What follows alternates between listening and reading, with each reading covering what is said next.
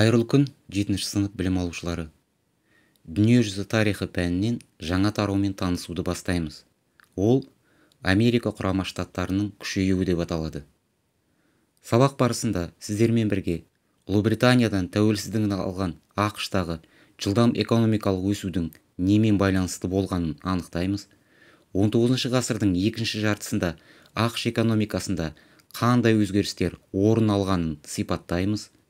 Осы 100 жылдықта ақш-тың басқыншылық саясаты қалай жүзеге асырылғанына шағын шолу жасаймыз. Тәуелсіздік алған соң ақш-та жылдам экономикалық даму басталды. Америкалық кәсіпкерлер Ұлыбритания тарапынан қойылған шектеулерден құтылды. Біртіндеп ақш аумағына иммигранттардың үлкен легі келе бастады.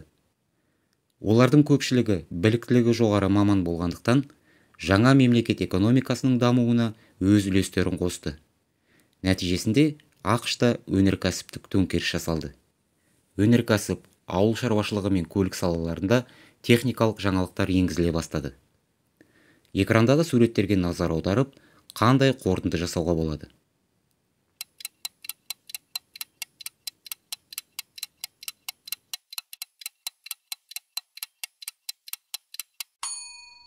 Он 19 ғасырдың екінші жартысынан бастап ақш экономикасында елеулі өзгерістер басталды.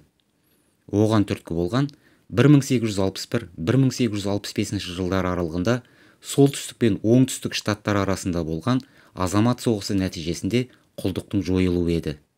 Әсіресе шығыс пен солтүстік шығыс штаттарда өнеркәсіп пен көлік салалары қарқынды дамыды.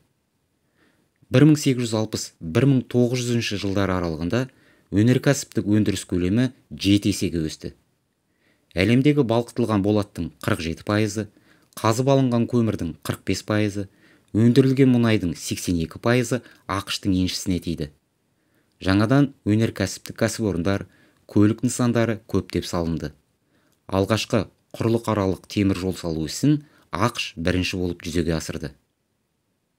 Экрандағы суреттер мен диаграммалар бізге қандай ақпарат береді?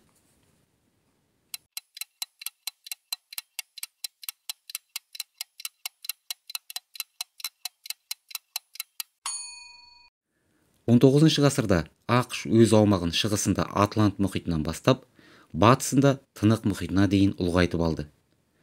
Жаңа жерлерді игеру барысында құрлықтың байырғы тұрғындарына саналатын үндістер өмір сүруге қолайсыз жерлерге ығыстырылып тасталды. Сол арқылы олардың ежелгі өзіндік мәдениетіне орны толмас нұқсан келтіріліп, саны күрт азайып кетті. Үндістерді қырғынға ұшырату мен трансатлантикалық құл саудасы ақш тарихындағы қайғылы беттер болып есептеледі.